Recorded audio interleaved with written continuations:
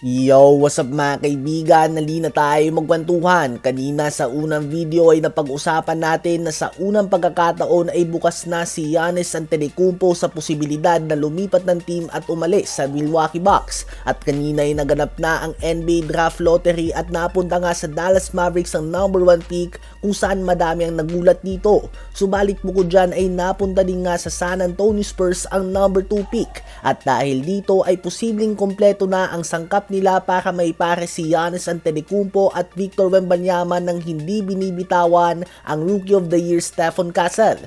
Pwede din naman gamitin ng Dallas Mavericks ang number 1 pick para sa Giannis trade, subalit bukod nga sa kailangan nila magbawas ng mga players para kumasya ang sahod ni Giannis dito matapos lamang ang 2 taon na hindi na nila mababayaran si Giannis, Kyrie, AD at Klay Thompson at malamang ay sabay-sabay din itong mawawala. So it's either 2 years ni Giannis o number 1 pick. Ngayon nga ang Spurs ay may pagkakataon na gumawa ng malaking trade sa draft night. Imagine a defensive frontcourt ni Giannis at Wemby at pwede pa itong samahan ng De'Aaron Fox at Stephon Castle na backcourt.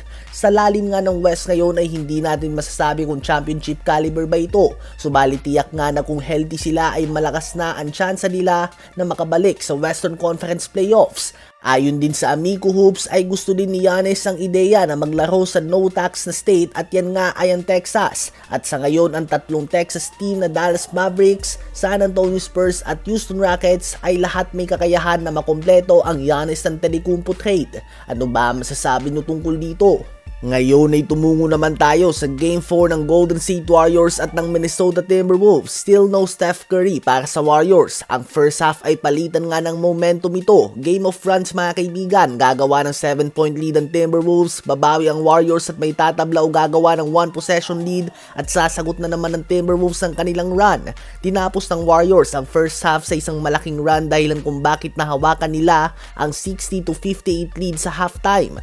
16 points na si Jonathan Kuminga to lead the way sa Warriors, habang sa Timberwolves naman ay 19 points si Julius Randle at 15 points na din si Anthony Edwards. Subalit mas madaming ang tulong ang natanggap ni Kuminga para sa Warriors kaya naman nabaon nila ang lamang. Sa third quarter naman ay tulad lamang sa nakaraang game ay naging dominante si Anthony Edwards. Gumawa siya ng 16 points sa quarter na ito at pinangunahan niya ang 17-0 run ng Minnesota Timberwolves. Lumobo na ang laman ng Timberwolves sa 20 puntos at tahimik na nga ang Chase Center mga kaibigan hanggang sa pinagpatuloy lang nga ng Minnesota Timberwolves ang kanilang mainit na shooting at tuluyan ng pinataob ang Golden State Warriors at nilubog ito sa 3-1 deficit. Ang Game 5 na magsisilbi bilang do or die game para sa Warriors ay gaganapin pa nga sa home court ng Minnesota Timberwolves at hindi pa din inaasahan na maglalaro ang 2-time MVP Stephen Curry sa game na ito. Ano ba masasabi nyo tungkol dito?